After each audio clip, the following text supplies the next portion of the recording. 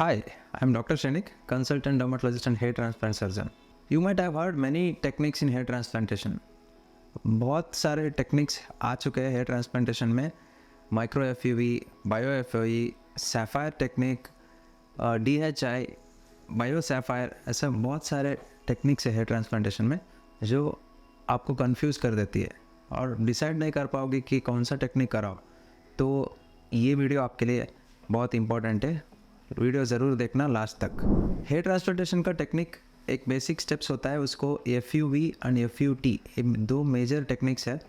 FUT में हम पीछे डोनर एरिया से एक स्ट्रिप लेके उसमें से ग्राफ्ट सेपरेट करके इम्प्लांटेशन करते थे. वो ओल्ड टेक्निक है वहाँ पे, जिससे स्कार भी दिखता था. देन उसके बाद हेयर ट्रांसप्लांटेशन इवॉल्व होके नया टेक्निक आया FUE, फॉलिकुलर यूनिट एक्सट्रैक्शन, और एक्सिशन भी बोलते हैं उसको. ये फॉलिकुलर एक्सिशन में 4 स्टेप्स बेसिकली सब सारा FUE में हो जाता है.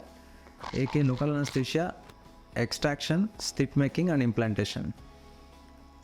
अगर इस स्टेप्स में अगर हम प्रोसेस को आगे पीछे कर दे, या फिर जो हम टेक्निक के लिए यूज़ करते हैं टूल्स, उसको उसमें तो हम कुछ मॉडिफिकेशन या अल्ट्रेशन किए तो उसका नाम बदल जाता है और उससे हमारा हेयर ट्रांसप्लांटेशन का आउटपुट या रिज़ल्ट भी चेंज हो जाता है. सबसे पहले हम डिस्कस करते हैं नॉर्मल FUE. नॉर्मल FUE या बेसिक FUE में एक्सट्रैक्शन तो नॉर्मल पंच से कर देते हैं, मोटराइज्ड पंच से. उसके बाद जो इम्प्लांटेशन करते हैं उसके लिए 18 गॉज का नीडल यूज़ करते हैं. उसमें से जो आपका होल्स बनता है ग्राफ्ट प्लेस करने के लिए वो थोड़ा बड़े होते हैं. उसमें रिज़ल्ट तो आता है लेकिन उतना अच्छा डेंसिटी और नेचुरल रिजल्ट्स नहीं आता है. उसका नेक्स्ट हायर वर्जन है सैफायर टेक्निक, जिसमें से हम स्लिट्स या होल्स जो बनाते हैं ग्राफ्ट प्लेस करने के लिए, उसके लिए हम सैफायर ब्लेड्स यूज़ करते हैं. सैफायर ब्लेड से क्या होता है, ग्राफ्ट्स को वेरी क्लोजली रख सकते हैं और डायरेक्शन, डेंसिटी दोनों कंट्रोल होता है.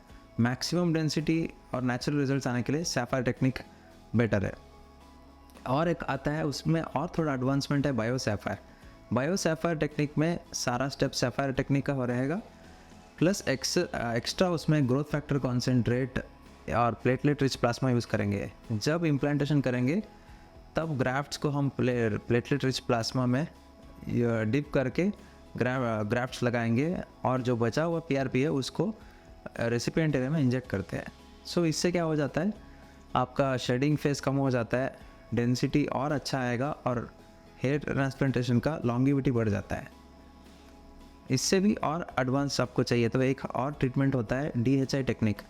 DHI में डायरेक्ट हेयर इम्प्लांटेशन होता है. इसमें instead of making slits we use Choi implanters. ये स्पेशलाइज्ड इम्प्लांटर्स है जिसमें क्राफ्ट्स को हम लोड करते हैं और उसको सर्जन इम्प्लांट कर देते हैं. जब इम्प्लांट करते हैं उसमें रूट को कुछ भी डैमेज नहीं होगा. सो इससे ग्राफ्ट्स बहुत अच्छे आते हैं, रिज़ल्ट जो आता है वो बहुत डेंस आता है. देन इसका और एक एडवांटेज है, out of the body time कम हो जाता है. जो स्लिट बनाने का टाइम है वो बच जाता है. तो जैसे ही ग्राफ्ट बाहर आ जाता है उसके बाद immediately we implant. Out of the body time कम होने के लिए DHI टेक्निक. अगर आपको हेयर लाइन बहुत डेंस कराना है, फ्रंटल एरिया बहुत अच्छा रिजल्ट आना है, तो DHI is a better option. और एक आया है स्विफ्ट HT. स्विफ्ट HT में जिसको एडवांस ग्रेड ऑफ बाल्डनेस है बट और उसका डोनर एरिया बहुत अच्छा है, बहुत सारे ग्राफ्ट्स है, उस केसेस में हम ट्रांसप्लांटेशन को 2 दिन में करते हैं. आधा पार्ट फर्स्ट डे और बाकी जो पार्ट्स है वो नेक्स्ट डे कवर करते हैं.